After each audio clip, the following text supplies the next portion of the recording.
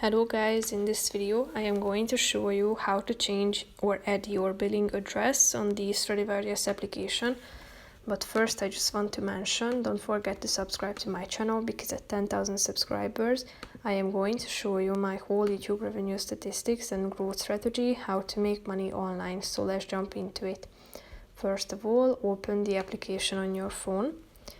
Then you should tap on the profile icon down below in the right side corner of the screen. Then click on your personal details, which is the second option. After that, you should tap on the billing address. And here you should add your street number, floor door number, your postcode city, and the country as well. And basically that's it. Tap on this arrow in the upper left corner of the screen to save all the changes. So that's pretty much it for this video, guys. See you in the next one. Bye bye.